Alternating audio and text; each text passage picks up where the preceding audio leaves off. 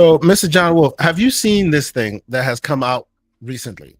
No, I haven't even heard of You're this. looking on my screen right now. Like this thing is a very strange thing. I may have brought it up on GCP a couple days ago, but I feel like maybe something that you might have it might be more exciting to you and maybe the audience that might watch this show. So okay, I wanted to bring it to your attention. Like, as you know, we in this world that we live, we are the handheld masters. We enjoy our handheld devices in addition to all the other handhelds and the hardcore, big machines, small machines, Steam Decks, the whole thing, right? Gotcha. It looks like Qualcomm is not sitting on the sidelines anymore. They're like, you know what? They put some of our chips in here. We weren't really too keen on how they performed. So now they're actually coming out with reference designs for building new hardware. Now, don't look at this thing and go, "Oh my God, this is trash," because that's exactly what it looks like. That's exactly what it looks like. It looks like trash. Isn't this the PS Portal? No. Oh, see, I was gonna say something more along the lines of, is this the new version of the Ouya? But that's neither here nor there. This is the portable version of the Ouya. The portable Ouya, yes. But no. But the cool thing about this is just a reference design from Qualcomm, who obviously don't spend enough time like making it look shiny or whatever. But what they do is they're giving you something to look at, so that you, and by you, I don't mean you, the consumer, I mean you, Hewlett Packard, you, Dell, Lenovo, Samsung, right? You can get ideas of, hey man, we want to get into this Steam Deck, this ROG Ally world, without necessarily having to R&D the whole damn thing. What does Qualcomm say? Well, guess what? We have for you, and specifically for you, Mr. John Wolf, who owns a Razor's Edge, right? This is a chip right in line with the Razor's Edge, because these Qualcomm chips would not run x86. They'd most likely run Android. Okay, right? So this is more in line with Razor's Edge.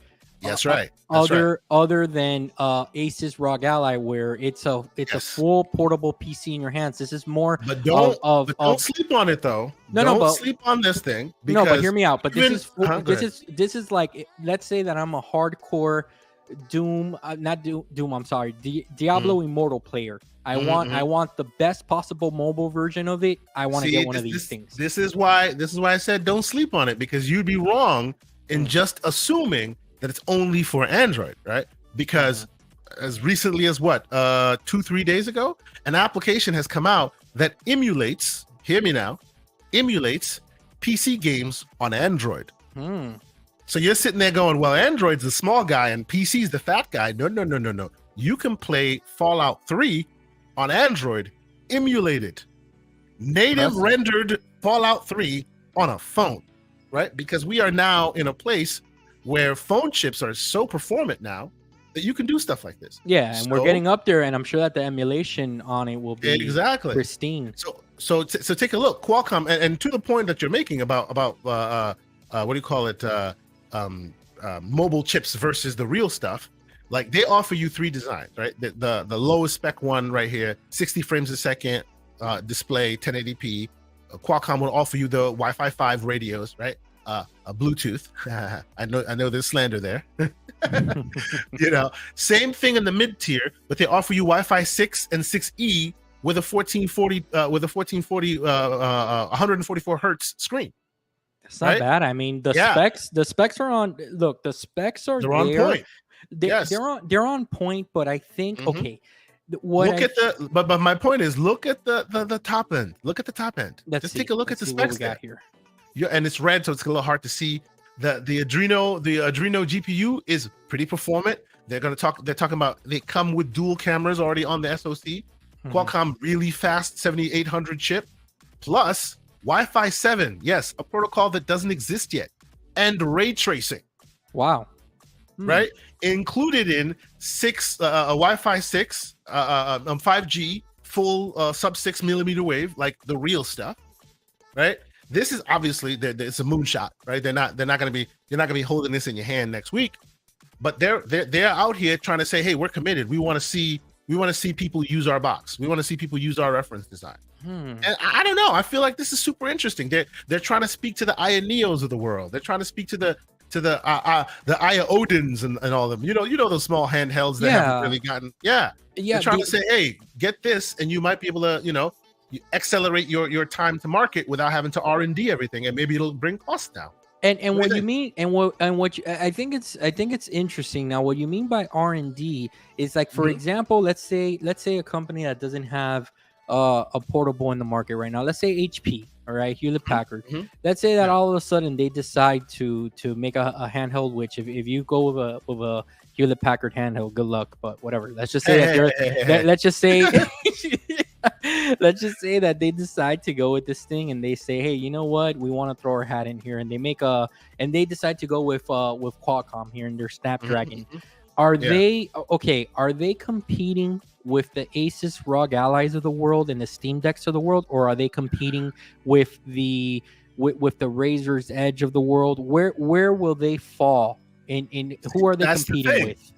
That's the thing. It's a good question you ask, but those waters get muddier and muddier all the time, right? Which mobile chip have you ever heard of? Which like Android-based chip have you ever heard of that has full ray tracing on chip? Yeah, I mean, no, right now, exactly. I don't think that there's any. They're talking future, right? And as the tech gets more mature, and as these mobile chips become more and more than just something to run your phone, that idea of who they're competing with will become very interesting, because there is a world where x86 performance will also come out of these ARM-based. Because remember, it's going to happen, because right now it's not Apple. Apple did it, but Apple's variant on ARM, because they have ARM chips in theirs, right, can run rings around Intel chips. I like the idea of more players innovating. So I like it because it puts, like we've always said, we like competition because it drives innovation, and it drives prices down and stuff like that. So you know what?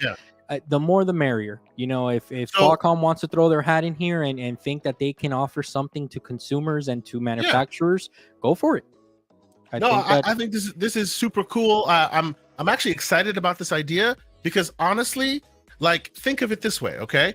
There is a future where these, right now, right, the 7000 series, right? You know what the 7000 series is. You have an ROG Ally, right? Right. Those of us who know that there are what do you call them? The Aya Neos out there. There's the AKO Zoes out there. The GPD Wins. They all have the exact same 7000 series chip, right? Why is it that some perform better than the others? Because they take the reference design from AMD, and then some of them manufacture better cooling than the other. So now you can hit higher frame rates than the other one can, right? Or they some of them are maybe smart at firmware instructions, so they can create custom firmware that will then make the chip perform better at lower TDPs, like Valve did. You know what I mean? Yeah. So this is just more hands getting into the pot and giving the platform holders more time to focus on what differentiates them, rather than creating an SoC for the purposes of just getting in the game. Now you can just grab one of their reference designs and just make a pretty box, and you're off to the races. And I know that this is just a prototype that they're showing off here, but if one piece of feedback to give them, you guys need to pretty it up a little bit, because this thing is rough around the edges. Well, but you know why they do this? They do this on purpose as well, because they purposely make it look crappy, so that the people who this audience is for, being the manufacturers, see this and go, oh, we could do better than this, right? Okay. All they care about is the specs, the speeds and feats, the 250 gigs, the 12 gigs of DDR RAM, and all that stuff that's in here, right? That's what they care about. So that's why they make it look purposely ugly, so Dell can go, oh yeah, I can make something better than this. So Lenovo can be like, oh, this is crap. Dude, Ours is better, speaking of Dell, what happened to Alienware? Weren't they supposed to be the first to market with a handheld, and they just with a cool handheld? Yeah. It became vaporware. I don't know. Mr. Joanna Dark says missionary art style. Oh God, I'm sorry, but it's a bad design, guys. It's a bad design, but right, they're prototypes. They're prototypes. Ladies and gentlemen, boys and girls, I want to welcome you to the Gamers Playground. I love it that we're in here, and already 20 folks are already in the chat, just kind of chatting away and joining us. What's going on, everybody? We see you. We see you in the chat. We love you. What's going on, Mr. Double Barrel Gaming, the godfather of this whole thing, the Godfather game, Godfather podcast gaming. That's what we're doing. Hell yeah. But yes, we are here to regale you and have a good time for, I'd say, about an hour and a half, and talk about some of the interesting things that have come out. Yes, there's a lot going on in the streets with Gamescom recently behind us. But for our purposes, we got some very interesting news stories to discuss because both competitors, AMD and Intel and Nvidia, I should say, both had some interesting announcements that I think will have some interesting announcements. Announcements, okay? Because AMD, AMD came out swinging, and I like it. What I'll tell you is that first and foremost, to everybody in the chat, what's up? Kay officially made it to episode 10, brother. I don't know if you noticed. This is our 10th episode. I want to say hello to everybody in the chat and say thank you all for being here tonight. And more importantly, Kay, so we have Gamescom that just passed, and dude, let me tell you, the buzz was there for Gamescom, and that I'm very happy. You know, I said this last week on Boom Show. I'm very happy for our fellow community members that got to go out there and have a good time. You know, just with the celebration and all that good stuff. And I'm also glad that a company like AMD and Nvidia came and brought some big news to Gamescom. Absolutely. Oh, so 100%. that was very, very impressive. And just guys, sorry about the production today. Me and Kay are off camera. We kind of had simultaneously. We kind of had rough days at work, so we're not camera ready right now. But we're here for the conversation either way, guys. So next week you'll see my Latino heat. Okay. Jesus, pause. Nobody wants to see your Latino heat. Hey, come on, man. People like the Latino. And Mr. Wolf, nobody wants to know that you're sitting there in your underwear right now. The camera's off. Dude, I'm shirtless right now. So no. You all ain't ready for this, man. Okay, yeah, I know for sure I am not ready for this. Moving along. Let me first and foremost. And there's no King David pepperoni nipples going on here. Okay, oh, stop it. Hey now. You will not disrespect the king. What are you talking about? I love King David, but one day he took a picture and he had those pepperoni sticking out there. Oh, stop it. So what I will first and foremost say is thank you all for being here. Appreciate y'all being in the chat, joining us for the conversation. We see Lucius Augustus in here. He said, yeah, the man was all natty. You know, all natty, baby. I'm doing it right now. I'm doing it right now. I got my arms up. Stop it. All natty, baby. And I will first and foremost, before we get into it proper, I'd like to plug the Gaming Circle podcast that we had Saturday. And we're not going to be talking too much of the games that we saw at Gamescom, because believe it or not, we had a long conversation with the man, the Wandering Dutch, boss man, Wandering Dutch, which salute to him. Amazing. If you don't know, he's the man who made our beautiful intro for us. So, and the backgrounds and whatnot. Yep. So salute to the man, Wandering Dutch, who's always providing for our community. But yes, he provided so much information about all the things he saw and all that. So I would recommend you check that out. And he was all over the place. He was on many podcasts over the weekend. So I'm sure he's getting his well-deserved rest at this point. But go check out the show if you haven't checked it out yet. We appreciate you checking us out.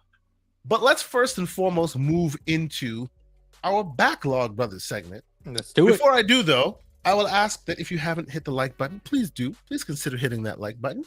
If you are not a subscriber here, please subscribe, because between the PC stuff and the console stuff, we just talk games here. Well, that's what we're about. So join us. You know, it's a safe space. You can ask your questions. If you have questions you want to ask, put all caps question, : and then ask your question. I'll make sure I incorporate it into the show, because we hear about that community. But let's get to that Backlog Brothers segment. Let's do it. But before, one thing you forgot. Also, for those in the chat, don't forget to let's get those thumbs erected. Thumbs up, guys. Oh, let's do Lord. It. What, man? Are we? what? We gotta ask for the thumbs up. Is this going to be the show of innuendos, the erected thumbs? What is this? What other definition is there? I mean, let's get those thumbs erected, guys. Oh, my goodness. Okay. All right. Moving swiftly along. Let's go to this segment that I want to talk to you guys about. And that is the Backlog Brothers segment, which we last week and shout out to him, Mr. Joanna Dark, Yes, provided a very, very interesting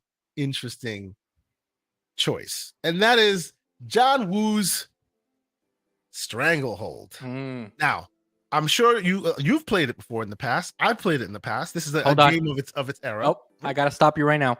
Okay. So I as a co-host, I am putting myself in the corner. I messed up and I did not play this last week, and nor have I ever played this game before. Oh my goodness, you are a fraud.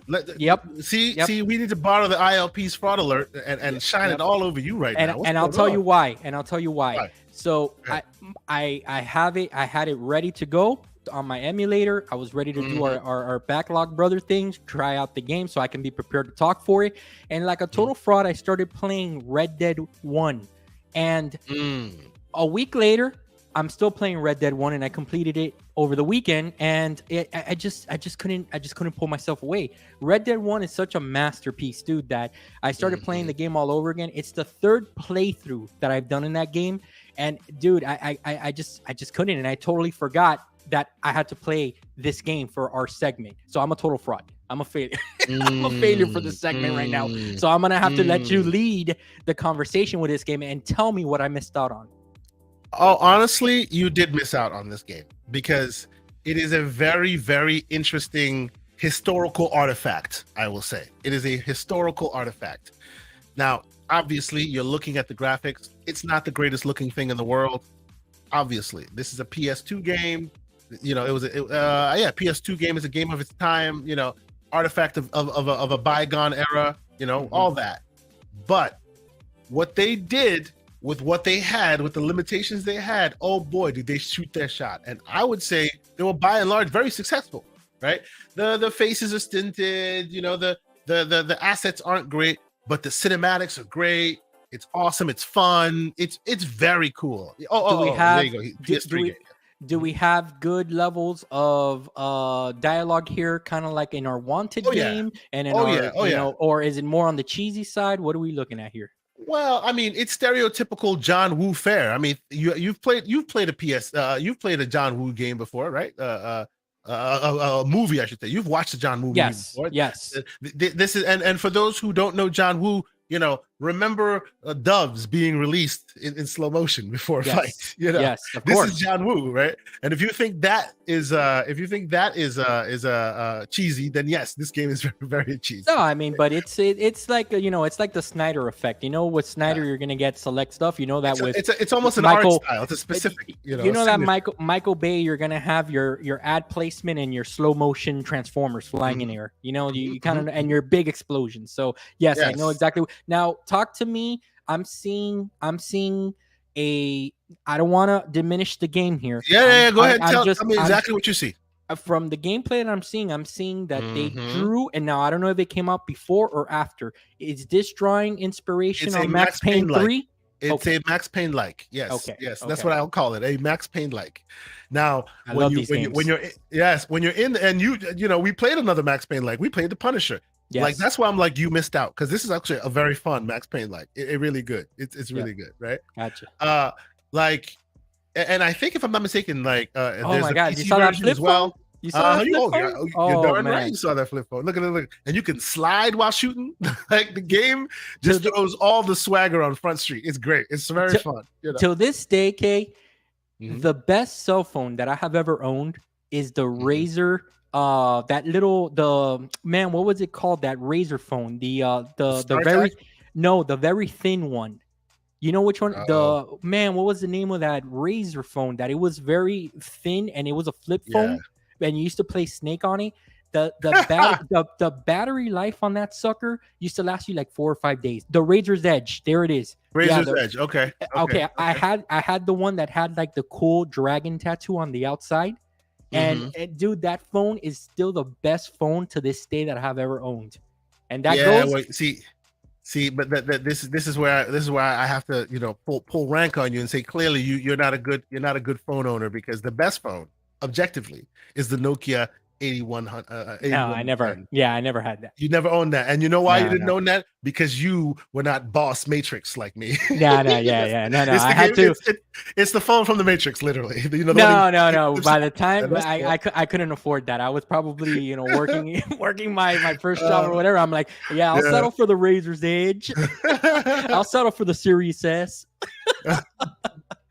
But ladies and gentlemen, quick question. While we talk about this, I want people to think about it. What ideas you have?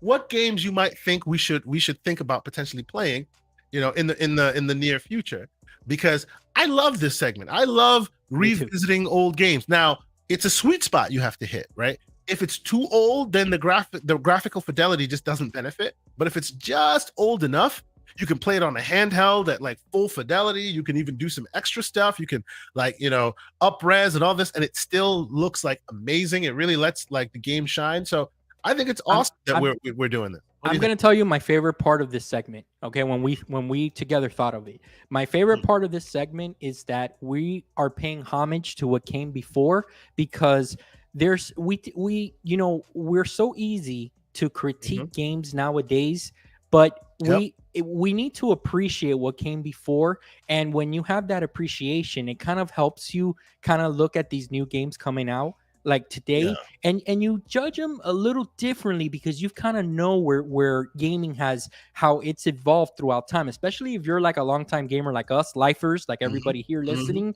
We kind of know how we shifted from generation to generation, right, to get us to where we are today. We got a big game coming, Starfield. There's no Starfield if you don't have Fallout 3. There's no Starfield if you don't have these other games that have kind of inspired Starfield to be the best version of that game that it can be. So it's just one of these things that I love going back to these old games, not only because I'm a gamer, man. I just appreciate the art form. You know what I'm saying? Yeah. Hey. I see you in them, the man Pixel Bit G's in the spot. But now I do not appreciate that slander. He's not wrong. It's not a knockoff. But it's not a knockoff. See, these days we call them likes. You got roguelike, you got this. I'd call it a Max Payne like. How about that? and you know what? And let's put some respect that these Max Payne like games. They for the most part, man, they're just your action summer Bruce Willis flick that you just play for 6 to 8 hours. You have a good time. You shoot off a bunch of limbs and you move on with your life. And sometimes that's what we need, Yeah, absolutely. I honestly think it's like it's fun, man. It's really, really fun. And some of them are derivative. Like, there's no doubt. He says laugh out loud. Like sure. We don't want to call them knockoffs, all right? No, because there are some that are definitely knockoffs. But this is the point. There are some that are definitely knockoffs, right? But others make it their own, like this one, right? Yes. You can only tell when he starts slow motioning on you. You know what I'm saying? It needs to have some innovation in it, so that the inspiration is there, but then the innovation they innovated in a way that they kind of like introduce a new mechanic or something. You know what I'm saying? Exactly. Yeah. They add something to the formula, make it interesting, make it new. So. Dude, I'm gonna play this week for sure. I have it ready to go. It's just that Red Dead kind of, Yeah.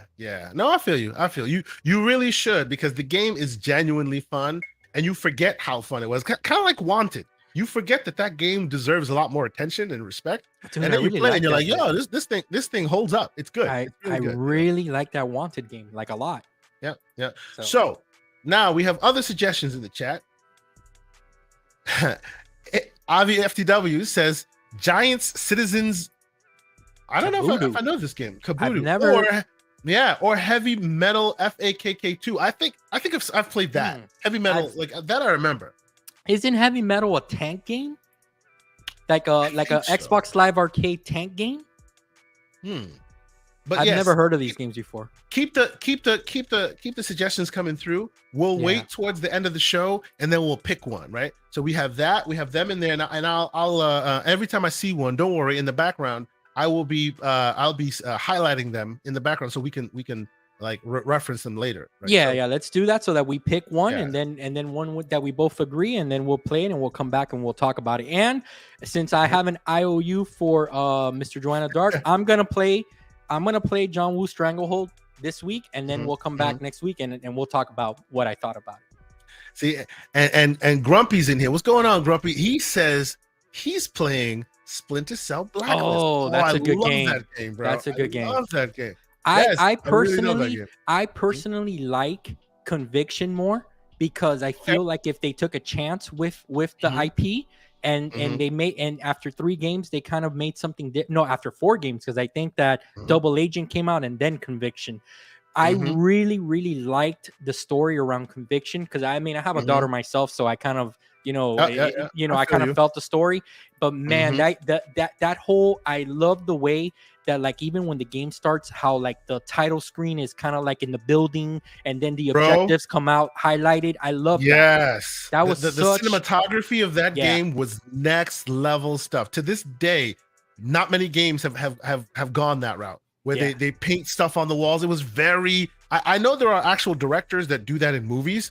They literally took it whole cloth and put it in a game, and it was like brilliant. Like, I hope people use it. It was so good. I play that from time to time still. And you're right that I like that it is a stealth game, and people gave them some crap for it because you kind of changed the stealth elements. But as an action, like an action heavy game, it was great. Mad fun.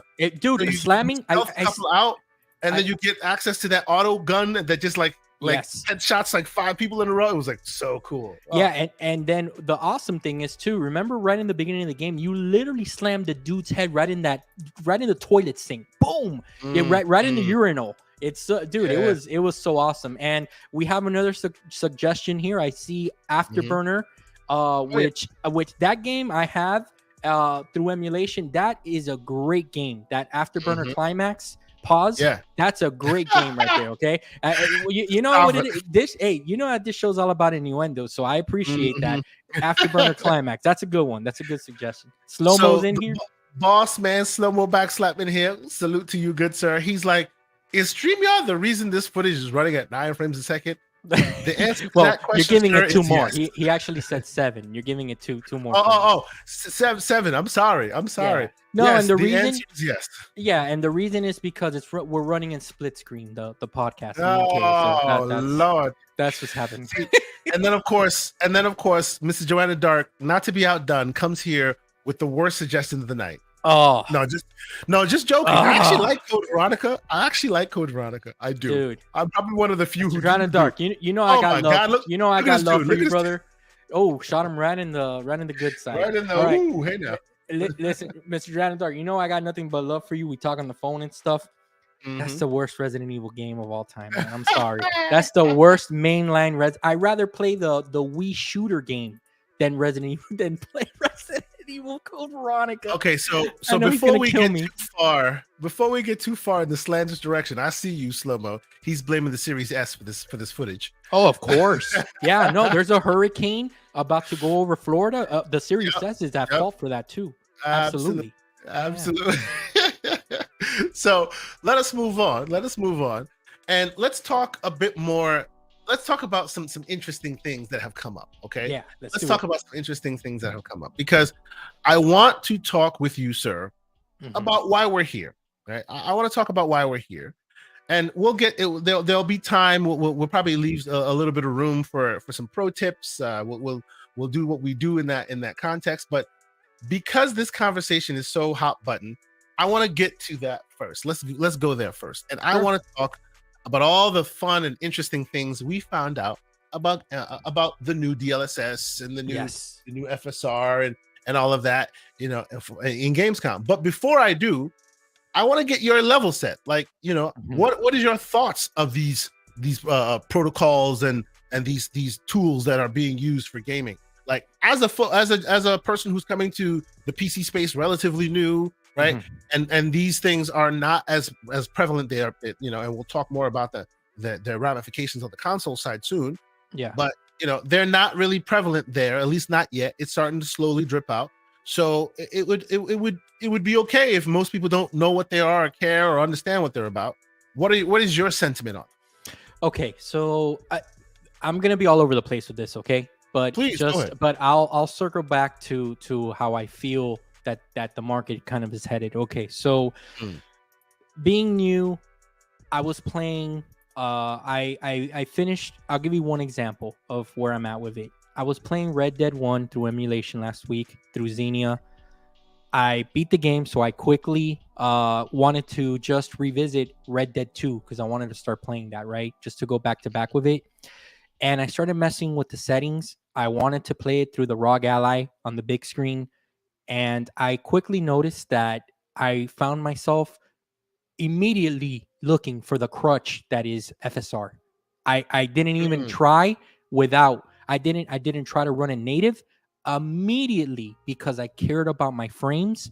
I went straight and I switched on FSR to quality, and I started messing around and trying to see, okay, where does the game look best to me visually, and where am I getting the most frames from? Okay, I wanted to look the best and run the best for my eyes and my preferences and my likes. So I went then and I tried out a game. I forgot what it was that I launched on my normal PC. I forgot what it was, to be honest with you. But I launched something that I meant to play, but then my wife wanted to go somewhere, so I couldn't. But again, there I go looking for the NVIDIA answer of, okay, let me mess around with the settings here. I have found that both NVIDIA and AMD are using this upscale technology to sell more frames to people. That's how I feel about it. I there's something that I still haven't come to grips with, and that's that I'm still being new to the PC space. I find myself wanting this having this FOMO urge to have as many frames as I can for some reason.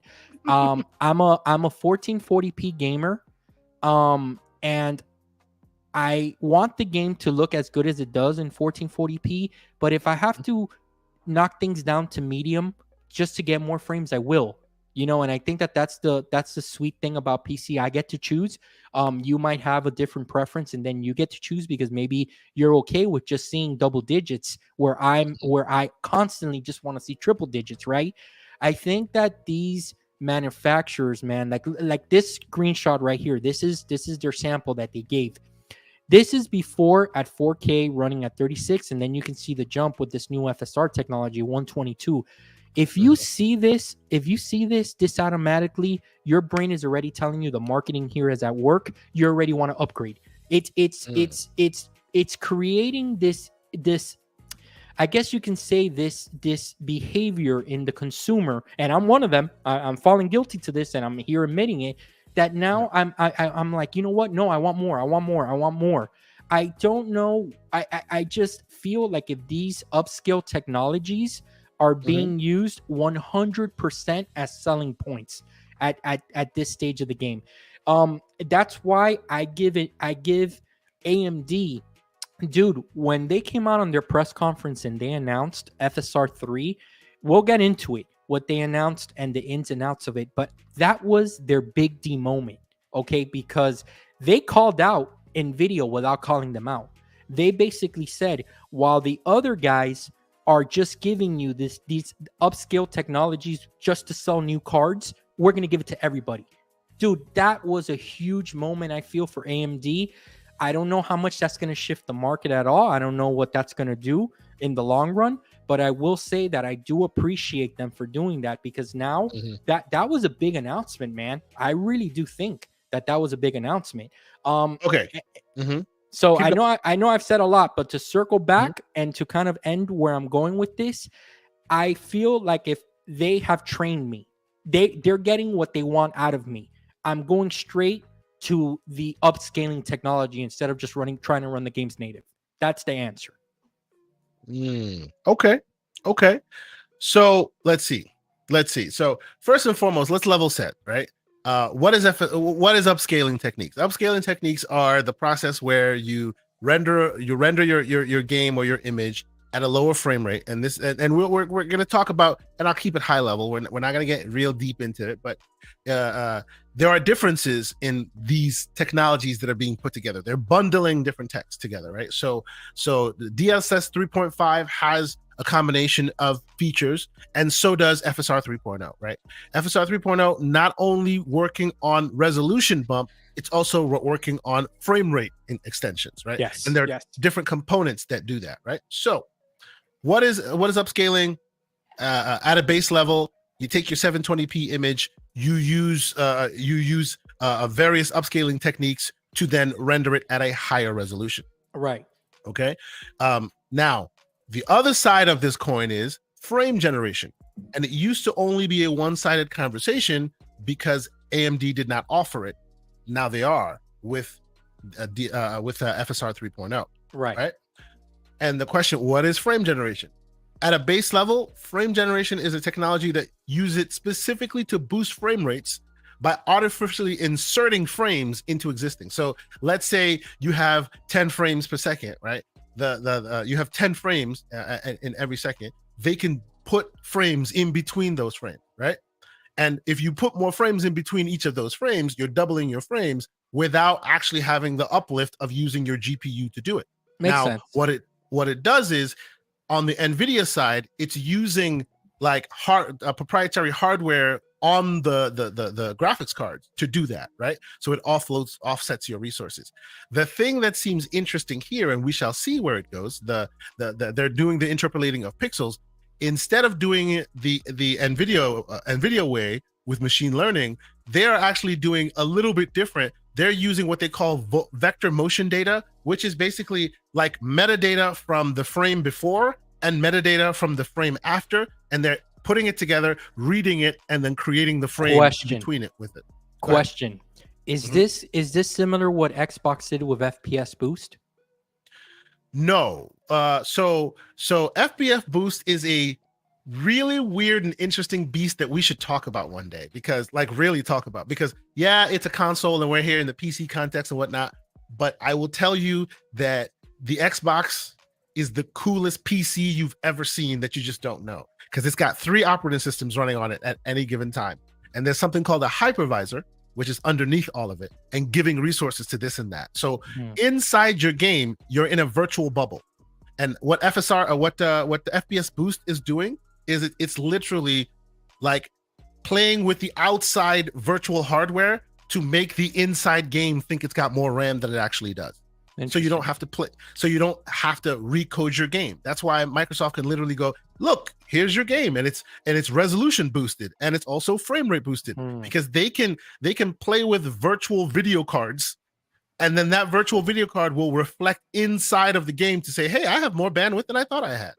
Hey, I thought I had 4 gigs of RAM. No, I actually have 16 gigs of RAM, even though the machine doesn't, right? It wasn't coded that way, but they can make the virtual hardware pliable to make it think that it's such cool tech. So the reason that I asked that is because I know that along with what AMD announced with FSR 3, that they're not only going to restrict it to a series of their cards, but that they're going to open it up to any manufacturer, any graphics line, which that's huge, I think. And that is AMD's line. It always has been AMD's line. It's like, and we know we have console audience as well, right? This is their Xbox. This is how they are like Microsoft, where their incumbent, right? Their big leader is like, oh well, you want the latest and greatest, you got to buy that debilitatingly expensive the 30, the 40 series card. You know what I'm saying? Whereas AMD is going, hey, it's in their best monetary and PR interest. We're going to support your old stuff. But there are limitations, right? There are absolutely limitations to all of this. And actually, if you look at the comparisons of them, right, and they do it in a different process, one uses dedicated hardware, one does not, all that stuff, right? We got Kirby Zero Louise in here. What's going on, Kirby? Good to see you. Yes. Usual member of the chat. He's absolutely. He says he's a little late today, but thank you for being here, brother. Thanks for making developer extraordinaire. So the man knows what he's talking about, but he likes to get a little slanderous, as we appreciate, right? He just brings that smoke when it's needed. Oh yeah, of course. But see, the thing that I kind of want to quell a little bit, and maybe we'll head in that direction, is what does this mean? What does it matter? What how does this benefit you, right? And honestly, like, if you look at the history of them releasing features like this, the first iteration is never the one you want. Hmm. Right? We are excited about FSR 3 because it may finally give us the DLSS comparison title fight that we're looking for. Okay, Because, so right now what you're doing is you are where I'm excited for this announcement, and I think it's big since I'm new to this space. Now you're level setting me, and you're setting expectations for me. I'm being Aaron Greenberg. Temper your expectations. Gotcha. No, okay. But don't get me wrong. There are big implications here. There are big implications here, no doubt. But it has to, like, there needs to be a maturing of the product, right? Even DLSS 1.0, 1.5 wasn't that hot. It started catching steam on DLSS 2.0 and it's been going ever since, right?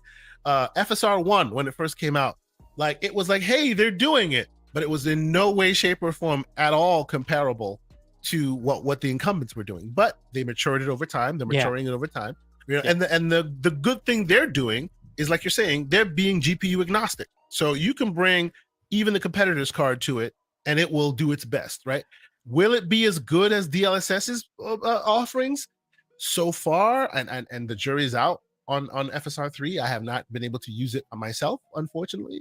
But so far, it seems like they may have gotten as close as they ever could. So that's interesting. That's a positive on their side. Okay, so what does this mean when they announced when the dude, right, that he was making the announcement, I don't know his name, when that I seen him on a bunch of AMD stuff. He must be like kind of like he represents the Radeon brand. Yes. Gotcha. Okay, so when the dude announces the big announcement, right, which wasn't even that they're going to be across all GPUs, the big announcement was that they're bringing some sort of boost to thousands of games.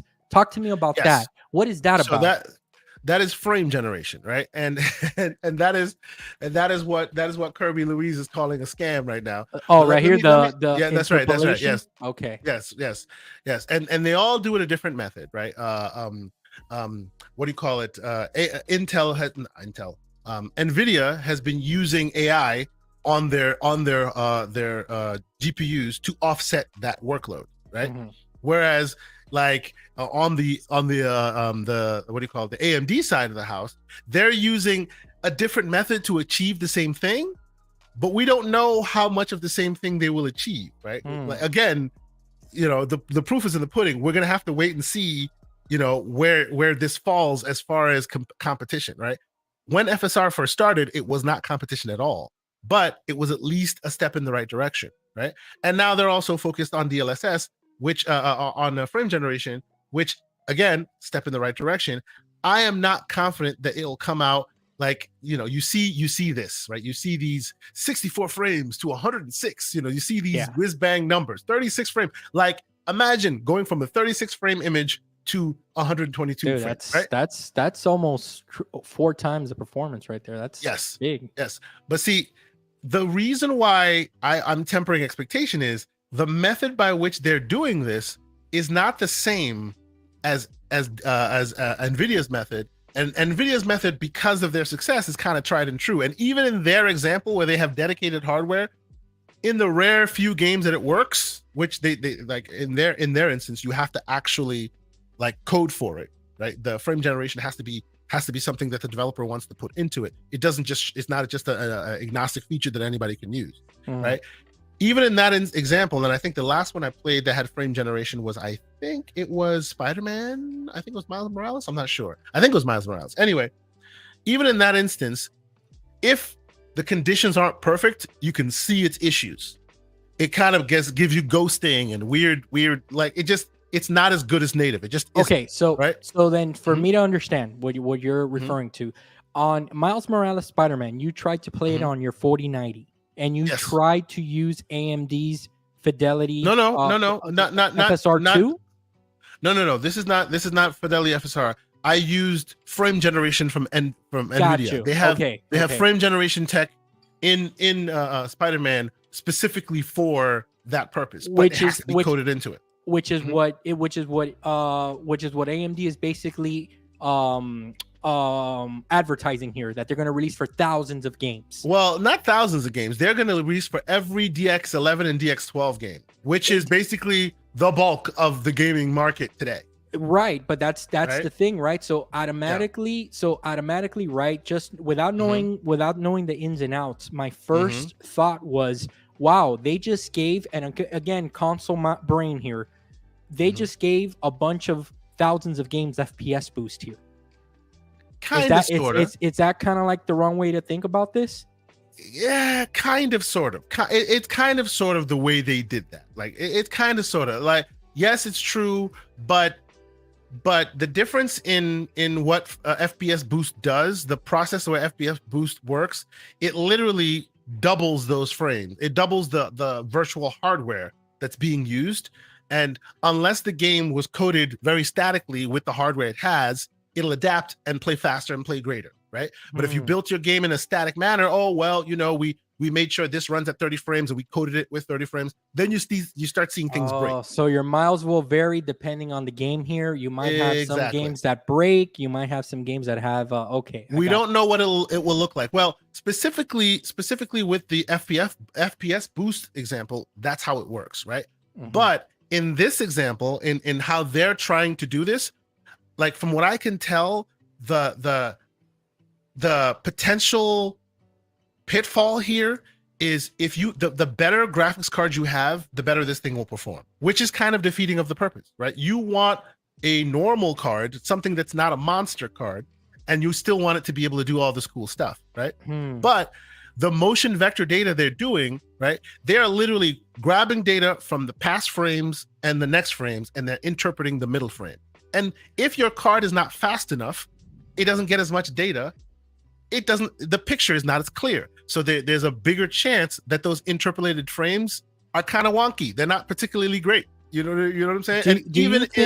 Even in the NVIDIA example, that has happened where they have actual dedicated hardware and still it's not particularly great. So that's why I'm like, AMD's getting there. It's cool, but let's temper our expectations and see what actually looks like. Got it. So let me ask you this in just layman's terms, because I see this and automatically I think, boom, competition, boom. NVIDIA's dropping the hammer. Not NVIDIA, I'm sorry. AMD's dropping the hammer. NVIDIA, you need to respond now. What are you guys going to do on your side? Because AMD's putting pressure on you, right? That's what I'm thinking. When in reality, what does NVIDIA look at this and say? Do they just laugh at this? In reality, they're rubbing their hands, going, that's what they're doing right now, because they've had this tech on lockdown for a long time, and they've already trained their consumers exactly like you just described a few minutes ago. They've already trained their consumers to want bigger, better, NLB, newest, latest, best. So they kind of have them already sucking at the teat, if you will, of this, and the process is already rolling. You know, that's what's happening. So right? AMD here is playing the role. And again, it's just the only comparisons I can make, right? AMD's playing the role of Xbox, the good guys. We're here for the consumers. We're and NVIDIA's playing the PlayStation role, which is we're gonna charge you more because we know we got the stuff. Is that pretty much what we got here? You know, I thought you were being slanderous. I did, but if you think about it, let me put a bit more meat on your bones there for you, right? I'm just trying to AMD in this analogy, right? AMD in this analogy being your quote unquote Xbox good guys, right? Not only are they trying to be the men and women of the people, they're also fumbling and bumbling their way every single time, and people get pissed off at them. That's it. So now you got everybody in the chat upset at us. Why'd you do that? But I didn't say that. but it kind of does match your analogy, right? I never said that they're fumbling and stumbling. I never said that. I'm saying that. Why? Because let me talk you through it. Let me explain, right? Your ROG Ally has been out since April. How many AMD driven drivers have come out? Not as many as you think. Yeah, right. None. AMD ASUS has been quietly dropping. Right. Yes, ASUS has been quietly dropping like modified older drivers that they are modifying into working with the Z1 chipset. AMD kind of dropped that thing and went, oh, it works now. Bye. They didn't release officially supported drivers for it until like a week ago, right? So so those of us that have handheld devices, we're sitting here going, come on, guys, what are you doing? They are fumbling and bumbling. Look what you did, Mr. Bushido, for saying that. Now I'm going back to listening and gaming. Bye. No, I'm just playing. Hey, guys, seriously, look. And this is something that me and Kay have been talking about for a long time. We like to have, level-headed conversations. We can get slanderous and funny and stuff like that, but don't take anything that we're saying like as a knock to anybody else. It's just we say things that we just say it like it is, right, Kay? And and we can't get in our feels about stuff. Not saying that Mr. Bushido did or anything. You know what I'm saying? Oh no, come on. We're just having fun here. And of course, Mr. Slow-Mo Backslap, knowing exactly what I'm talking about, he's like, AMD drivers are like oil and water. Absolutely, sir. Yeah. Yes, this is their problem, right? That's the experience I've had with them so far. So yes, that's a fair. That's so your analogy. Your analogy isn't exactly wrong, right? You have Team Green in this instance being the evil empire, right? They got it on lockdown. There's rumors that they have hardware set up for years to come, just waiting for AMD to come out with something just so they can drop another one and go, bam, look, man, another one. Pixel Bit G, he doesn't like to sugar anything. He's gonna tell you exactly how it is. AMD sucks, according to and look, they are the competitor. They are the ones that we want to have to keep NVIDIA in check, and they haven't been doing a good job. I'm hitching my wagons now to Intel and their new Arc line, which I'm hoping will come and punch Intel and punch NVIDIA in the teeth a little. Let me be clear here. Hold on real quick. Let me be clear here. I think NVIDIA, they make great graphics. Obviously, they are the leader for a reason, but they've kind of gotten high on the hog a little bit. And in doing so, they're offering people ridiculous pricing. They're being a little shady with their stuff, right? So kicking them in the teeth to bring them back down to earth is very much something we want to have happen. And I was hoping AMD would be the one to do it. Clearly, it looks like maybe it's not going to be them. Now, I'll let you let you speak, and then we want to move on to the context of what does this matter for consoles? Go ahead. Okay, so the question that I want to ask you then. So, and I think I asked you this, but let me get pure confirmation from you. So, in your opinion, you don't think that this is a big deal? Like what AMD has done here? You really don't think that they're gonna their strategy to be pro-consumer is not going to win the day here for them? Do you think that this does nothing in the market for them? This is not, well, I'm not saying it does nothing, but this is not new. This is not AMD doing something new. Their FSR technology has been GPU agnostic this whole time. FSR 1 was, FSR 2 was, right? And FSR 3 is, right? It is in their best interest to have it be agnostic. Why? Because every time they go head to head with Intel, with NVIDIA, they get kicked in the teeth.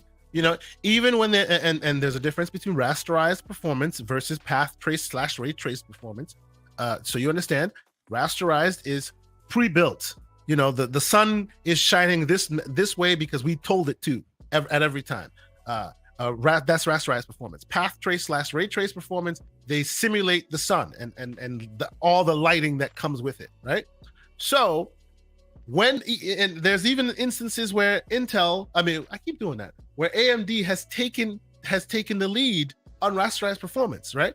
But we know that when you're making a game, or when you're seeing a game, PC gamers know it.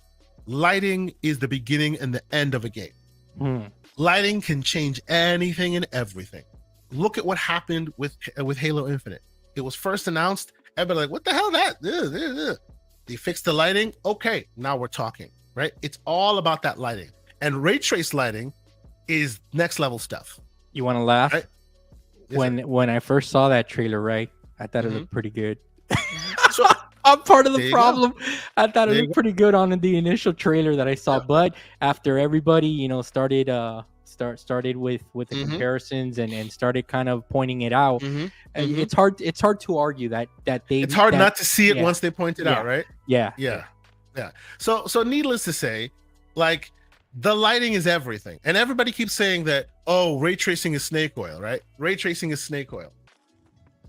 in the context of PR, yes, because that's what they want to show you. That's what they want to, because it's the next whiz bang feature they can show you that is visibly different than what you're used to try and get you to buy something. It's the same scam they used on people when they try to make a resolution a stepladder rather than a use case. And what I mean by that is, if you're in a dorm room and you got a TV in your wall, or you got a small TV in the corner and it's 4K, you're wasting your resources. The 1080p TV will work fine, right? And in that instance, you can have a 1080p device that's capable of outputting that as well, right? It doesn't have to be like, oh, well, we're on 4K. Oh, no, not enough. Now we're going 8K. No, diminishing returns, and it's foolish waste of resources. I do see this conversation, like Mr. Bushido says, that RT is overrated.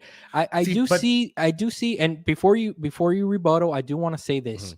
I do see a lot of people in the community, they're split on it. A lot of people think that it is a waste of resources and kind of like a marketing thing. Kind of like, I've even seen comparisons that some people are saying that this is a fad, like 3D. You know, that 3D was a fad. So this is when Avatar let me set some rules Avatar here. really did it well. Hold on. Wait a minute. Let me set some ground rules here. We will not. We'll address earnest concerns. We'll address earnest, genuine things, but we will not peddle the talk that those who are uninformed and don't want to be informed peddle. Okay. Right? Ray tracing is, it's overrated. Yes. In the you're a console gamer context. It's like saying, hey, Civic owner, come get this new self-driving Civic. Doesn't exist yet, but if it did, you wouldn't want it to self-drive. I'm sorry. Because it's a Civic. I'm gonna be honest with you though. Look, right now, I'm kind of on Mr. Bushido's side that it's overrated than it's not. But but we're here for technology, not for perception is reality. Yes, that's the perception, but it's not the reality. Okay. It is not the reality. The reality is you're trying to do something that requires a lot of overhead and you're shoving it into a $300 box. Gotcha. Yeah, good luck with that, right? And they're trying to get you to buy that box. So they'll say whatever they need to say to you to get you to buy that box. Hence, they put 8K on the box. Yeah, we're judging we're judging Walmart ray tracing, and we're trying to and we're trying to say that that's the bar, and that's why it's no good. Exactly, is what you're trying to say. Okay, that's I'm trying my best not to be slanderous with it. No, dude. Again, we can't be in our fields with these conversations, guys. We just gotta and listen to Mr. Pixelbit G. And I've actually played that recently because, whether I like it or not, my kids are all in on Minecraft. So now it's all in on Minecraft. My children play Minecraft every day, all day. Like I used to unlock their iPads and let them play as long as they want. My 4-year-old once clocked 5 hours. I'm like, no, sir, we're done. Wow. Now I lock their tablets. Oh, so that kind of became their Marvel Snap there for a second. Huh? Oh yeah. Wow. Needless to say, what I did one day, because they played on the iPad, right? They've seen it on the Xbox. They've seen it on all these places. One day I installed it on the beefy PC, the beefy GPU, and I loaded Minecraft on there. I set the chunks to infinite, like set it to like ridiculous chunks, and then I put RT on, got it to run at 60 frames locked, did a little bit of tweaking, make sure the chunks didn't go killer. My children lost their ever-loving minds. Ray tracing, when done right, when overhead is not a concern, it is a life-altering experience in games. You want to know? Okay, so I'm of two minds of this. To Mr. Bushido's comment earlier that it's overrated, I'm going to say overrated. I'm going to tell you overrated on my aspects. Why? Overrated because of what you're getting, the hit that you take from a performance-wise. To me, to you, it might be different. To everybody else in the chat, it might be different. The hit is not worth the eye candy. That's just but hold on. Here's my pushback. No, but you're I think you are judging based on the wrong deck. Have you ever played a full ray traced game? I have not played, but I've seen footage. This is the point. This is the point. If you have not played a game that once they take ray tracing away, the whole game is black, you've never placed a ray traced game before. Okay. Every game y'all play is rasterized lighting, and then they'll add GI, a little bit of GI here. They'll add a little bit of puddle juice here. They'll add a little bit, and they go ray tracing, and you go, it's not worth it. You want to know what I've seen? I'll tell you the latest that I saw. That I think it looked amazing. I was intrigued, but then when I saw the performance on the right, when I saw the performance on the right hand side of, and this person was playing on a 4080. When I saw the performance and that the game, what game was this? I think I know what you're talking about. GTA 4, completely redone with ray tracing and everything. Beautiful, dude. It looks like a brand new game. But remember, it was not made by the developers, so they will never optimize it. That's why when you look at it and you say, "Oh my God, the uplift is not worth it," yeah, because look, this is the bottom line, right? You will never get GTA 6 to make a full path traced game. Why? Because there aren't enough people in the world that have full path trace capabilities to be able to do that, right? And why spend the money going full bore in that direction? Because that's a whole development thing in and of itself. Think of mesh shaders for Xbox, right? It's a whole development process in and of itself to make full path tracing a thing. Yeah. So it's not worth that. So they put little odds and ends just to entice y'all. Little odds and ends to entice y'all, right? I can see that, but I will say, if you see it, well, let me finish, please. Sure. If you see it on like fully done in like somebody who modded it or hacked it in, they can mod and hack it in, but you'll need a 4090 to make that thing shine because it wasn't built into it. It wasn't originally designed for it. So you really need overhead to make it shine. I play Halo Master Chief Collection fully ray traced.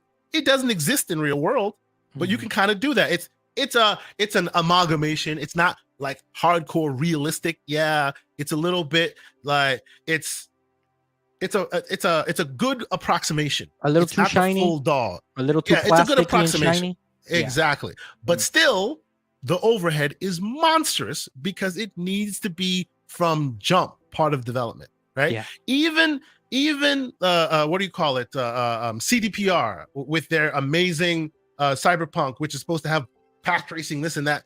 Yeah. Even their overdrive mode has some rasterized elements. They didn't remove the whole thing. They still patched it in. It wasn't like from source. Why? Because again, anybody that makes a game full path traced is basically going the Star Citizen route. How many people can play that? How much money will you get from that? How much is that worth it?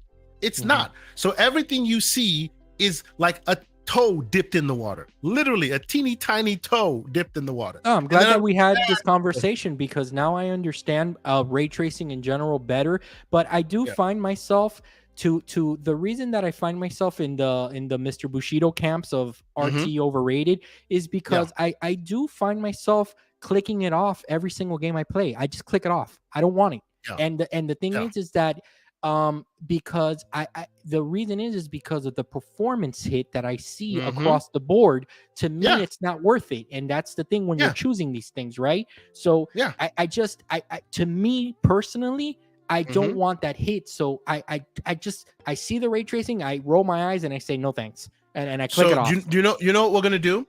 You have a 4070, am I wrong? Yeah, correct. I have a 4070.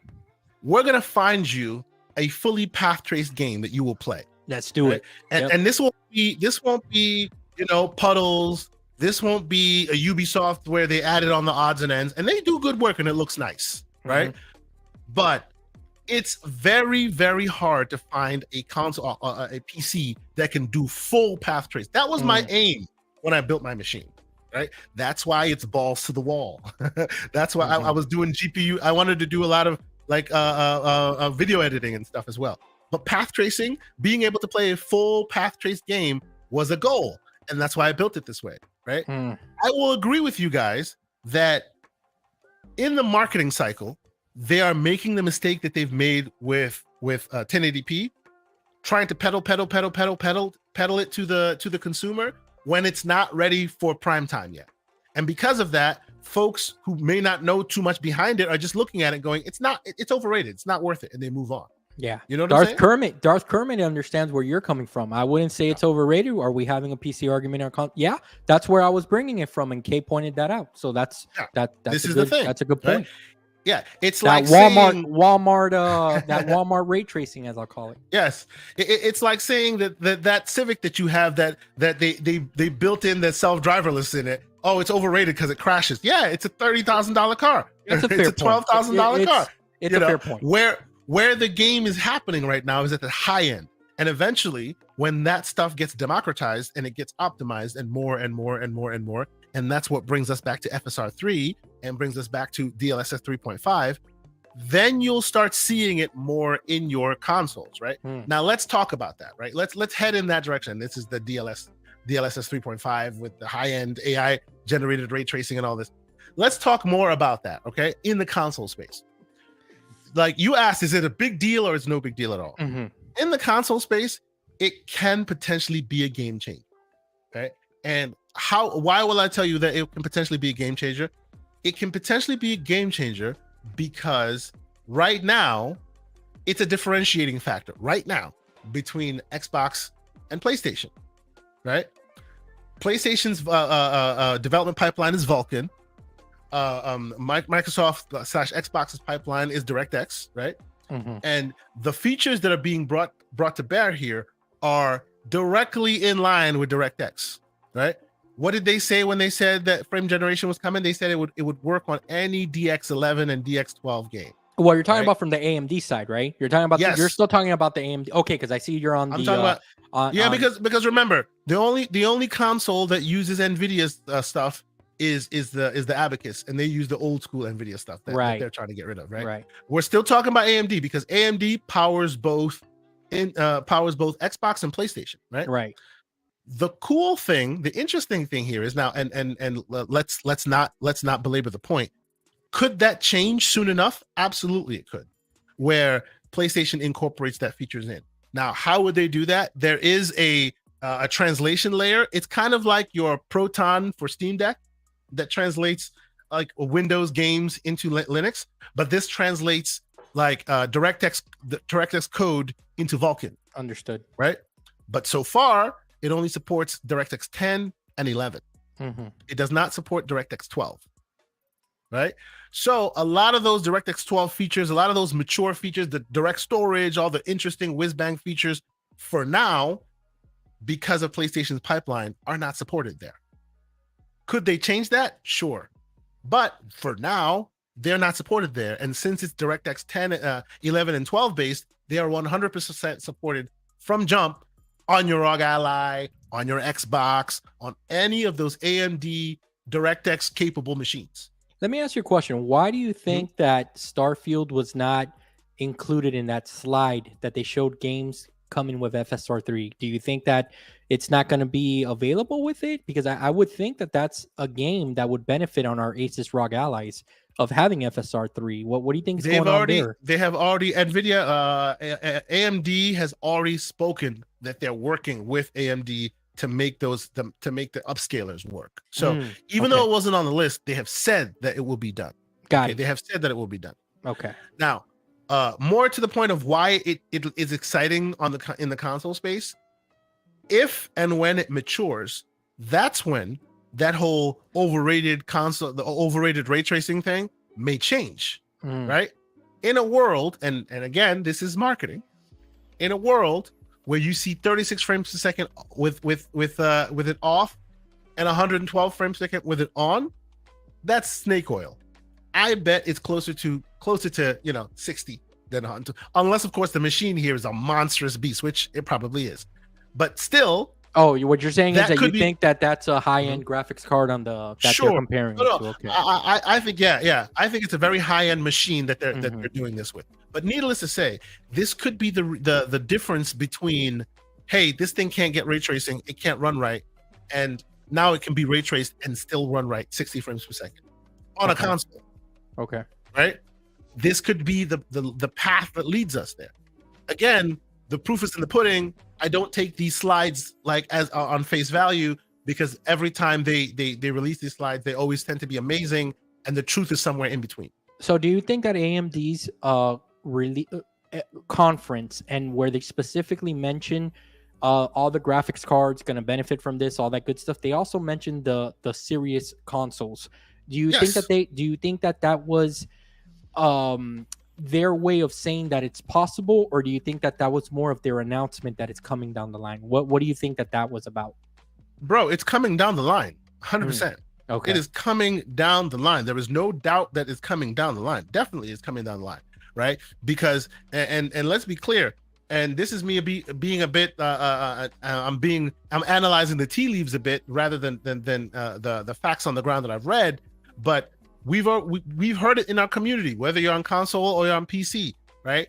People aren't happy with the performance of the Series S. Correct. Right? Now, there are caveats to why they're not happy with that, and there's context that we could bring to bear there, but that doesn't matter right now. People aren't happy. So if you're not using the tools that they've brought for you to use, maybe this will be a less uplift or less resource intensive way of still getting you where you need to be.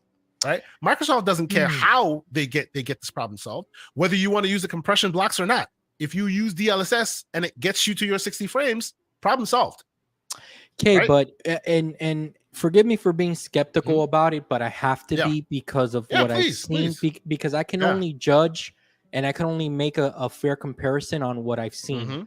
Why, if FSR 2 has been available this whole time for 3 years, why have more games not used that on the console side, where you know that the PC, I mean, it's there's a lot of games that support the technology.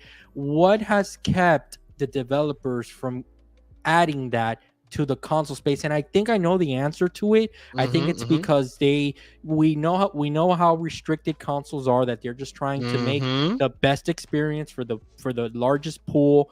Pool that doesn't matter about, that doesn't care about bells and whistles. They just want the prettiest picture on the screen. If you want DLSS performance, if you want FPS, FSR performance, if you are a customer that would be upset that they are not in there, you're a PC owner. That's right.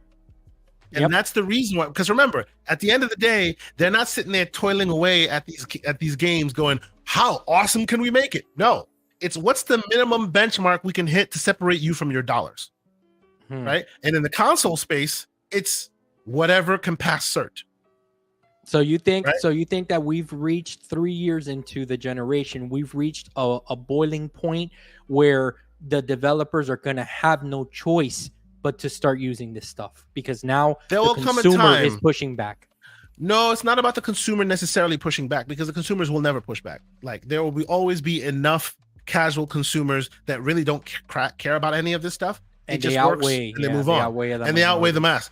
But what may push us forward is, as more of the Starfields come out and require more of that uplift, you're going to have to use these features in order to offset the fact that you ported it from a PS5 code base. What's going on, Fuzzy?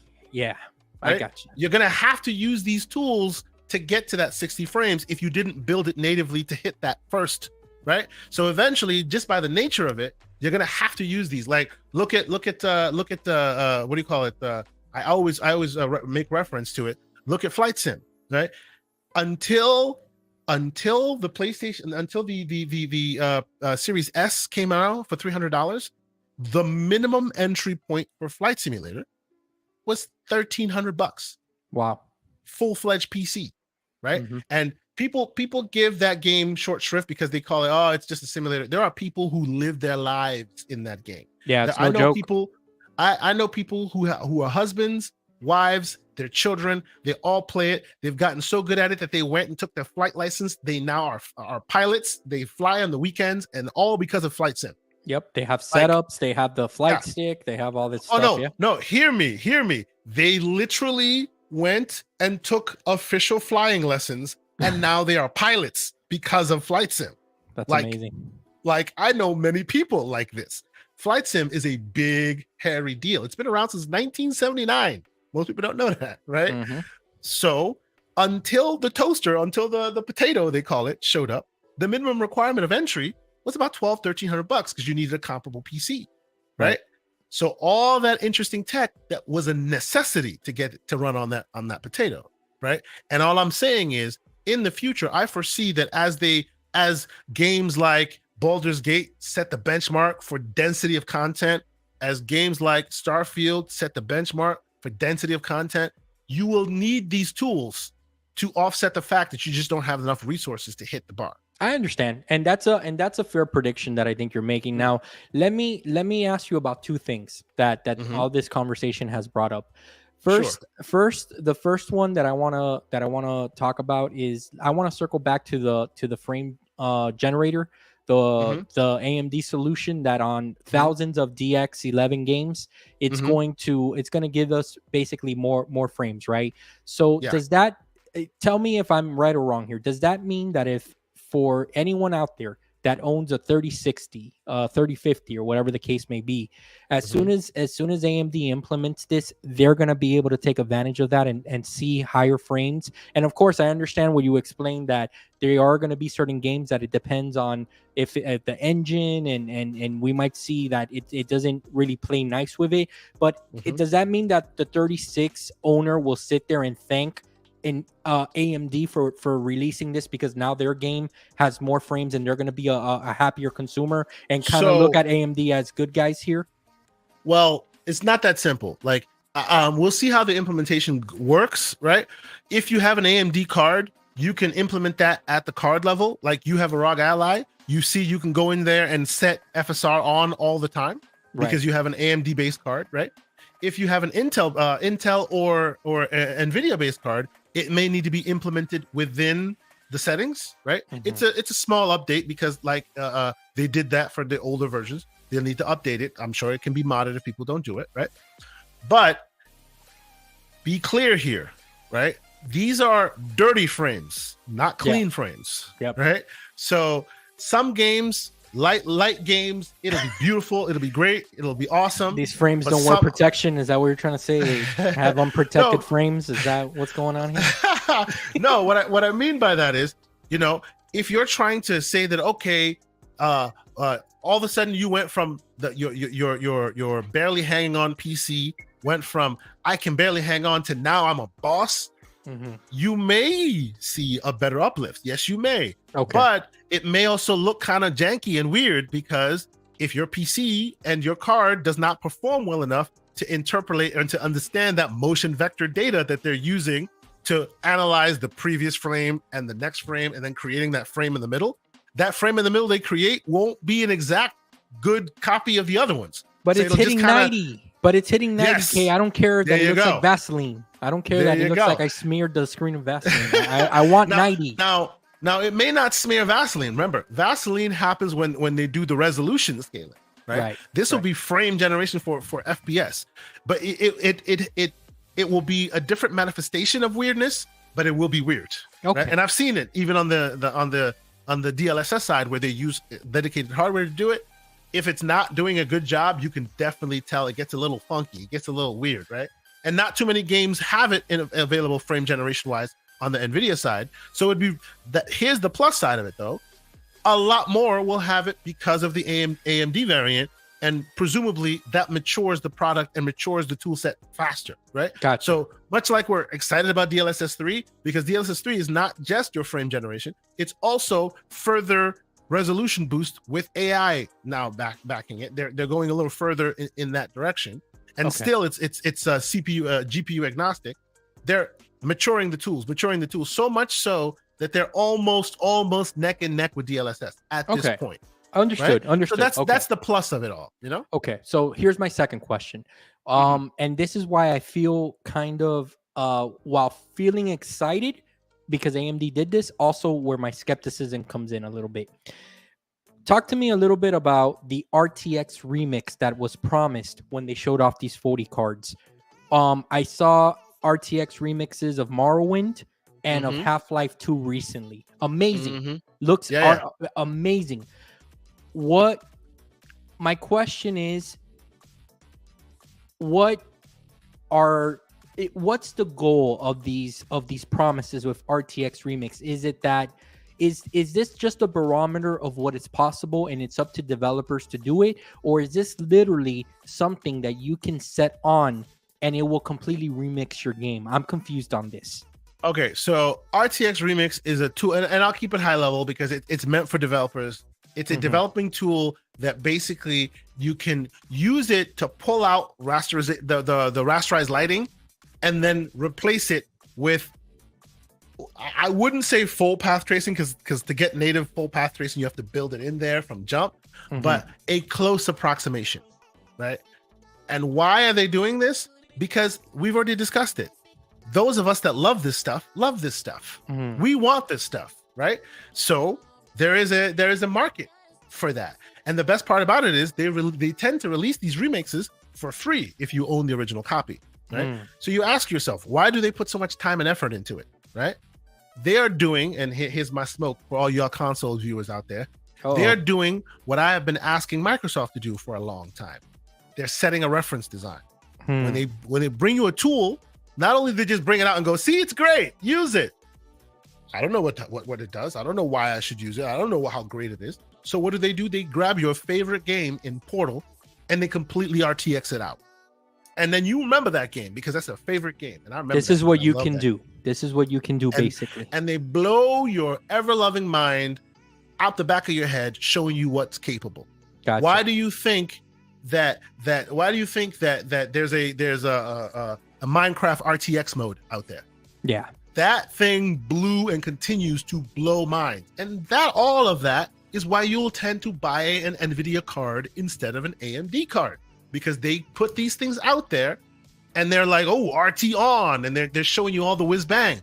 It's what keeps them on top. Gotcha. That's why you see it all the time like that. That makes sense. Because I recently saw Half-Life 2 remixed, and I was like, okay, first of all, I got to figure out how I can play this because this looks pretty good. See? There you go. Yeah. And second of all, I was under the impression that this was kind of like a setting, kind of like ray tracing that you click on and it remixed that whatever game was done.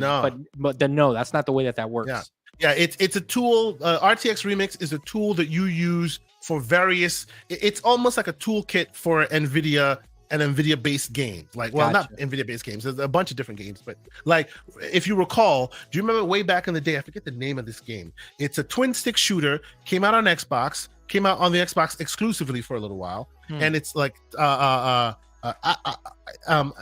forget the name of the game right now. What generation? Cyberpunk. It's the series consoles recently. Oh, Cyberpunk based. The Ascent. Thank you, thank you, sir. That was a good The game. Ascent.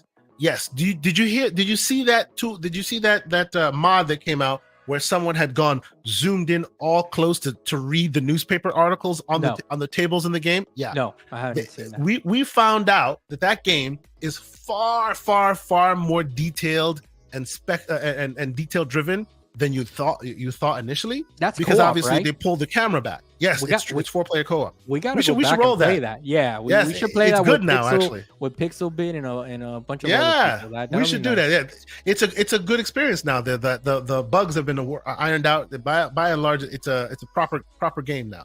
But the point is, they used that toolkit to zoom in, to do things that can't normally be done by a normal end user. You're able to use that toolkit to remove components, zoom in on things that can't be zoomed in on, things like that, right? Understood. It's almost like an admin mode for NVIDIA focused gaming content, right? So that's what they use, and more by and large, you'll see like modders and would-be developers adopt it because they're using it as a resume building exercise. They build really awesome stuff that's not theirs, and they give it away for free. Why? Because that's part of the license that Valve will say you can use, right? You see, Kay, this is exactly why I love the show. All right. Okay. You in the span of an hour, you have broken down for me to give ray tracing a second look and not judge the Walmart version of it. Okay, I was doing before, and on top of that, you finally cleared up what this RTX remix thing is. And guys, this is exactly what this show is designed to do. It's for anyone that's new to the space to ask these questions like I'm asking Kay. It doesn't matter how vanilla it is. If you guys have questions in the comments, guys, don't be afraid to ask. It doesn't matter how amateur the question may seem. I'm a pure amateur when it comes to this stuff. Okay, so don't be shy, guys. Hey, go ahead and put your questions out there. Yep. This is a safe space, baby. We here to ask questions. And let me be honest. I don't know everything about everything. We're all learning. New technologies show up. You do your research. You start reading on it. You start going to the white papers that if they are available and all of that. And I love this kind of stuff. This is the tech stuff that I do. K's gonna clown you though if you think that the consoles do a good job, compared to the PC, you're gonna get clowned. No. I will not do that. That's not me. I'm just playing. See, what I will clown you on, where the clowning will happen is if you get on your high horse and go, dang it, this $400 or $300 box should be giving me Star Citizen. Then I will clown you. Come on, man. I paid good money for that. I want full path tracing on. I bought this Honda Civic and I was promised that it could go to the moon. Why can't this thing fly? I got you. That's literally what's happening here. But no, let us table this issue, this conversation for a bit. I hope I kind of teased it out and explained a bit more, and you can get far deeper into it. There's so much more you can do here in this space. It is pretty interesting and pretty cool. Me personally, I think it's pretty awesome. But yes, that's what this is about. So don't be afraid to ask questions. Don't be afraid to research it yourself. It's kind of awesome, and I will admit and be on one page with you in that it does set a standard that potentially could turn console gaming into a far more performant world, right? Like it'd be far more performant if what they're showing actually comes to fruition. Okay, how about this question right here? Have you tested WinDeck on Steam Deck? Sir, I think I coined the WinDeck term, sir. I was one of the first people to put WinDeck on there. There's an operating system called Tiny 11. It's a modified. Actually, you know what? Shoo, that will be our pro tip of the week. Here we go. There you go. So there are many tools out there for people to use, and I'm gonna literally Google it right now. Oh, Tiny 11. Yes. Many tools out there. Like if you are not a big game, hardcore into the tech, you may not be aware that there are those out there who take exactly what we have, like modders in games, and they mod other things, right? I have always had smoke for the ROG Ally or any of the Windows-based devices, and not necessarily just smoke for them, but maybe their communication or their relationship with Microsoft, because they don't ask for, hey, we want this operating system to work well on this machine. It's like they just load the fat, old, crufty, print spool drivers Windows on the thing and call it a day. So literally, you start that machine. Yeah, because they think that you're going to print something from your ROG Ally. Of course. You start your machine, and half your resources are gone to superfluous things that you shouldn't be running on that machine anyway, right? Because Windows is Windows and comes with that, right? What should they do? They should 100% go in there and clean it up, right? And of course, they don't. So people take it upon themselves, right? And Tiny 11, much like WinDeck, and salute to you, sir. I know that yes, he put WinDeck. That's why I'm bringing up Tiny 11. It is a similar tool where someone went in, and it's not official, right? It's made by, and it's good because we keep each other honest in the community. It's not one of those things where you load it up and it's got a bunch of bugs. No, they go in, they strip out all the stuff you don't need, and they trim the fat. They trim the fat. And these two are just two. There are many more where like you can load Windows 11 with under a gig, and it'll give you under a gig of resource usage, and you have your entire machine to do with what you want gaming wise. Whereas if you compare it to that native experience that you get when it comes right out, that thing is a fat resource hog from jump, right? That was a big reason why Jedi Survivor kept crashing on me, because Windows already took a bunch of my resources. So as soon as you start loading Jedi Survivor, which itself is no slouch, there goes your resources. Boom, you're dead, right? So in a handheld context, every single background process matters, because you're trying to eke out as much performance as possible in this handheld segment. So salute to Grumpy for bringing this out. Try WinDeck, try Tiny 11. They are literally like been modified by the community, but by specific developers to make sure that you get the most out of your hardware, right?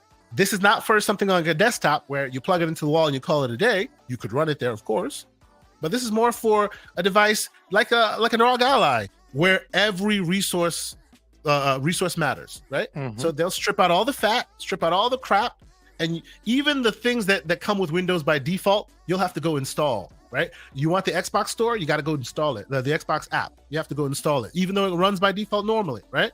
All the look at the let me see here. Let me show you this here. See up here, like if you look at in the image. Yeah, I mean everybody loves Windows. You know, a team, Windows, Microsoft exactly Teams to come up. Teams you know, while you're playing a game and all of that. None of that should be running native. Right. None of that should be running native. So what do? They remove all that stuff. Right. So and I see Mr. MDJ asking if I've ever run Tiny 11 on the ROG. Yes, I have run Tiny 11 on the ROG. Yes, and it actually runs pretty damn great. Yes. I now what I do and I've done is because if I don't want to like wipe away my base OS from my hard drive, I'll just put it on an SD card. Yeah. Okay. Yes, and Game Pass works on all those versions. Yes, they do. You're gonna have to install more because when you install the game, the Xbox app, then it'll install the background processes that it needs. It'll install the dependent services and all of that, and eventually it'll run.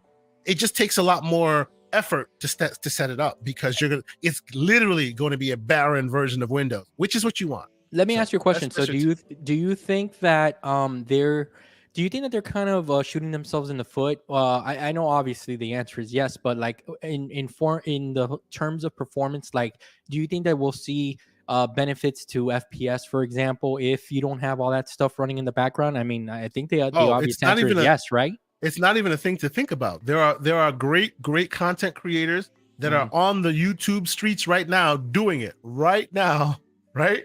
They'll have you. I know dudes who have one with, one without, and you'll see the comparison. And it is, in certain instances, a very big difference. Wow. Yes. So they're kind of shooting themselves in the foot with their own, performance of these things by doing this, by kind of like taking the lazy route. You know what I'm saying? But I'm starting to think that the reason that they have to launch, that there's always business behind these things, right? I'm sure that the licenses dictate that you need to have Microsoft Teams there. You need to have this there. You need to have that there. So I'm sure that that's the business reason behind it. So I'll tell you this. There are multiple versions of Windows, including a version called Windows Embedded, right? And Windows Embedded was always supposed to be used in a commercial context, meaning your POS system, point of sales, your banking system, your ATM machines, right? I hate when I call it ATM machine because the M in ATM is machine. So I just said ATM machine. Anyway, I got you. So the embedded Windows was for that. And because of it was for that, it had nothing, no cruft, as bare bones as possible, right? And that was a great operating system, right? The problem here is these third parties, either they don't want to, or they're afraid of the cost. They don't want to customize Windows, and you can, because Microsoft will let you. It will just be a different license, and maybe that license is debilitatingly expensive. That I don't know. That's the part. Yeah, there's business. There's a business reason behind it. Now, Mr. MDJ has another great question, which let me answer first, and then I'll let you get to it. Will a ROG 2 be out next year? If I had to put money on it, Mr. MDJ, I would say yes. And the reason is it's because let's remember that ASUS is a hardware company, and the way that they make money is by selling hardware. So I'm willing to put money on the line that yes, there will be a second iteration. Now, whether it's a year and a half, 2 years, I don't know what their turnaround time is for their expectations for these handhelds, but I would put my money that there will be a new version sooner or later. What about you, Kay? I mean, all I gotta say is, when the Padawan becomes the master, I just sit back and I just say it's all going according to plan. So I mean, this is exactly what I would have said. Absolutely, right? Yeah. I've said this on many shows. And that was my worry. They are a hardware company, so it is in their best interest to sell you hardware, right?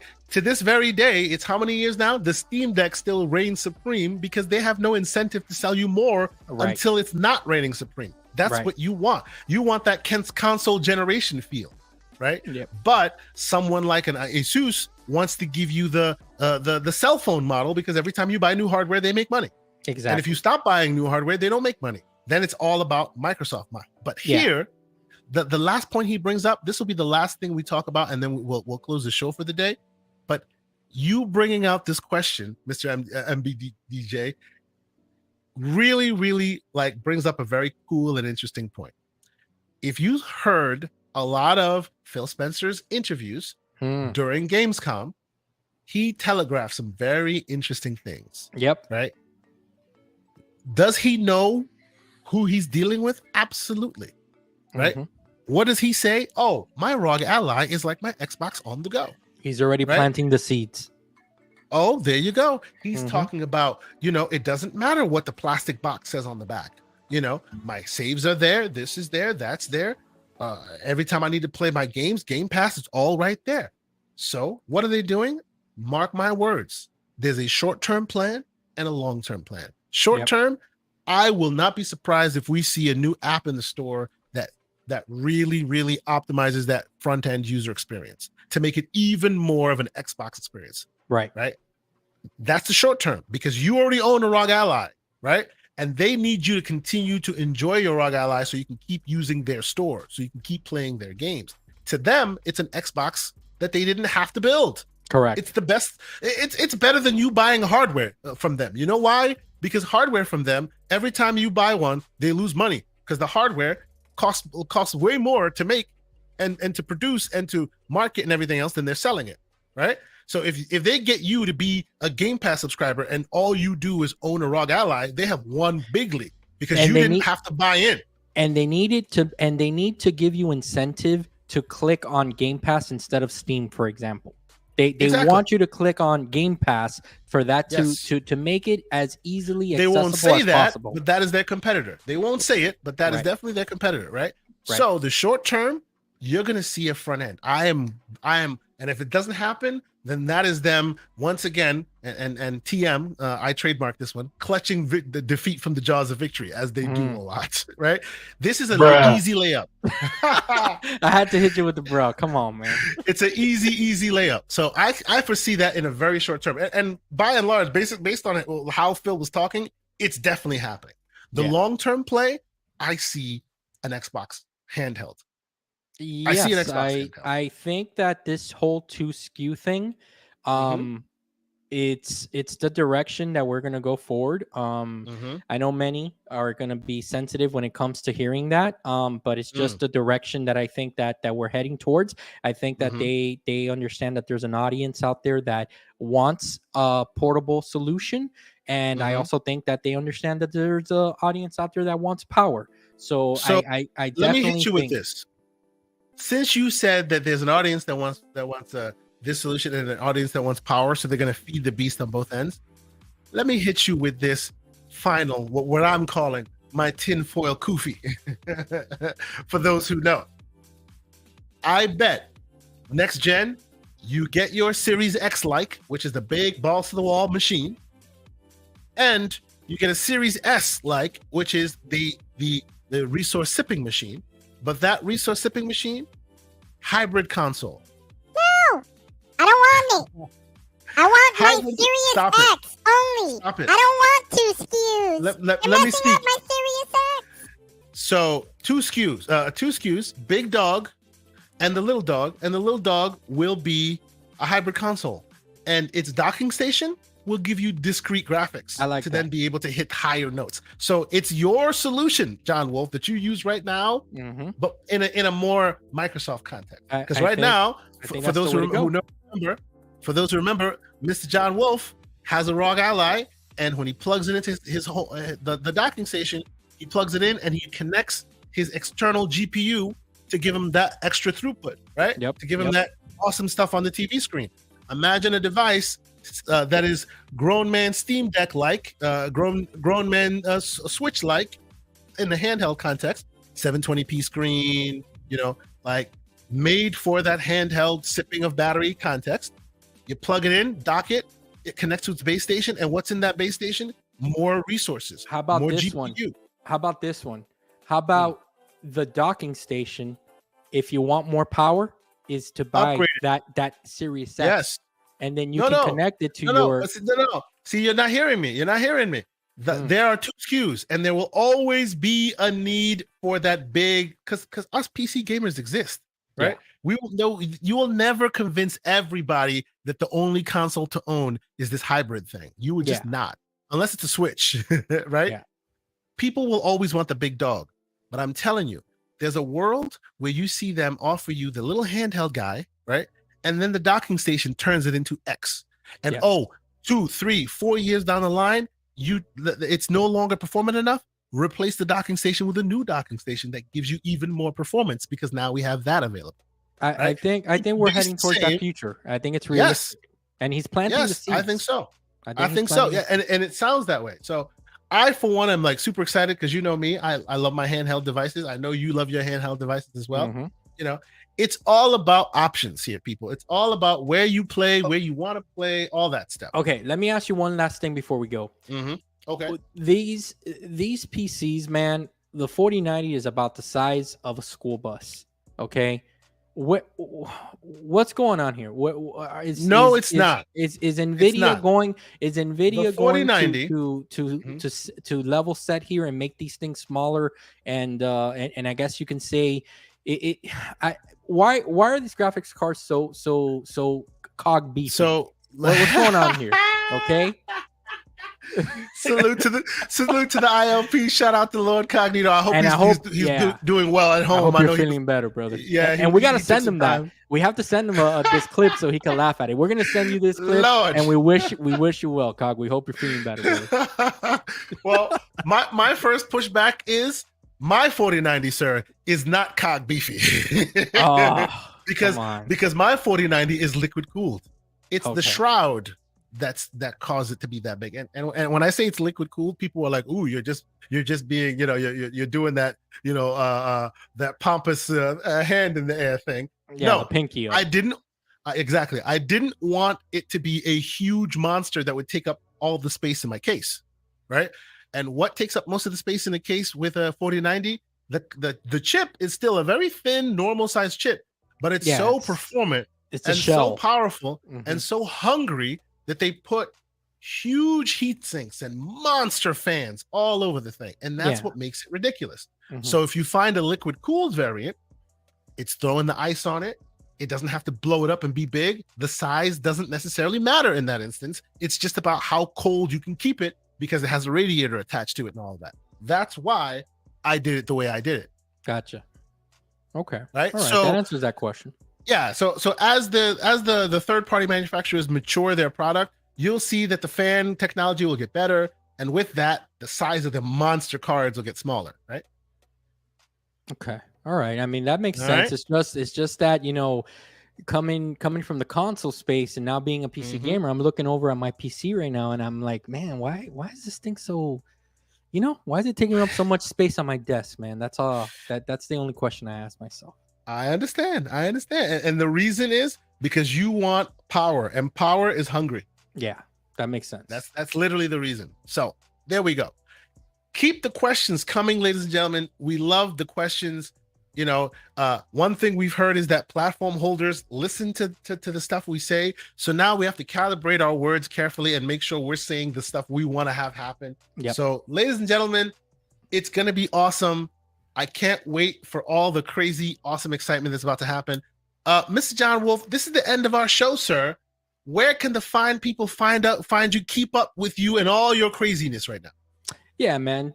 Twitter, X Streets. We got a big week coming up, guys. We know Starfield for gamers is it's a big week. Starfield, Thursday night, right? For the early release. Thursday night, Friday morning. There you go. Actually, it's funny. I am not a dude who tends to. I'm not a dude who's all about the streaming and all that. But I might stream Starfield. I don't know. Let's do it. Yeah, I might do that. Maybe we should start streaming. We start, do some co-op stuff and start streaming these things. We can do that. We can stream. Maybe we can stream some episodes of the Backlog Brothers. We can we can do that. Any games that we're previewing. So let us know in the chat, guys, what you guys would like us to see. Again, I want to say thank you to everybody that turned up tonight with the questions. And guys, we really appreciate everyone that comes out and spends time with us and listens to the show, and of course puts up with with my bad takes. So I appreciate it, guys. Hit me up on keep going. No, I was gonna say hit me up on Steam, John Wolf, how it's spelled there, Xbox, PlayStation, guys. Strike up a conversation. As you know, and Pixel will know, and everybody, I love having a good time with this stuff, man. I love joking around and all that stuff, guys, and that's what this is all about. It's about having fun. So let's keep on having fun, guys. And we live and die by our consumers and by our community. So please hit the like button, ask a question, communicate with us. Pixel definitely got that cog. Okay, he's got that beefy cog tower. That's what I'm talking about. Stop it. So let's have a great time. Let's talk about it. Oh, I see you in there, Fudzilla.